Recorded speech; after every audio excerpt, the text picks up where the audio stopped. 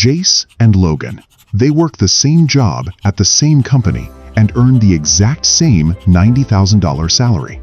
On paper, they look identical.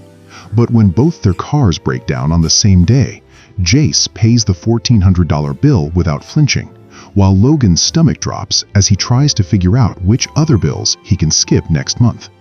Why does one person get rich while the other stays stuck? It's not about their paycheck. Income is just water flowing through your hands. Net worth is what stays in the bucket.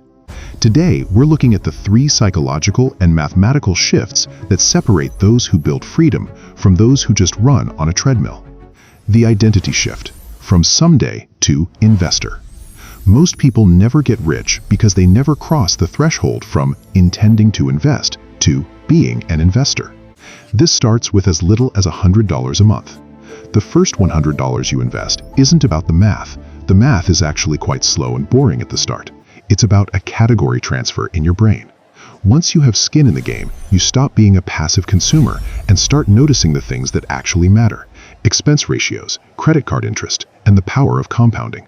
The person who gets rich is the one who understands that missing just the 10 best trading days over 20 years can cut your returns in half, so they stay in the market when everyone else panics. Level 1. The slog to $100,000. Charlie Munger famously said the first $100,000 is a bitch, but you have to do it. This is the escape velocity phase. The math: if you save $10,000 a year, it takes nearly 8 years to hit your first 100K because you are doing all the work and the market is barely helping. The psychological shift: crossing this line buys you out of low-grade financial static. Research shows that worrying about a $1,500 emergency can drop your cognitive performance by a full standard deviation, the equivalent of losing a full night of sleep. People who don't get rich often quit during this first boring stretch because they don't see the snowball rolling yet. The silent assassin: lifestyle inflation.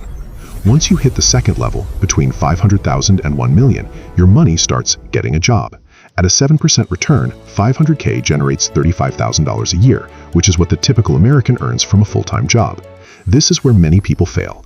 They fall into the hedonic treadmill. As their income grows, they draft every new dollar into a bigger mortgage or a leased Range Rover, quietly eating their future to feed their present.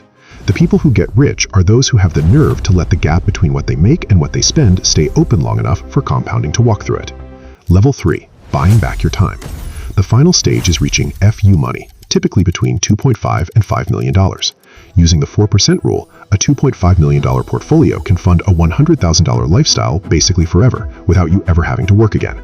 But here's the secret: money only buys happiness if it solves a problem money can actually fix. For the unhappy 20%, more money stops moving the needle after $100,000 a year because their misery wasn't caused by a lack of funds. The people who win at being rich use their wealth to buy back their one non-renewable resource: time.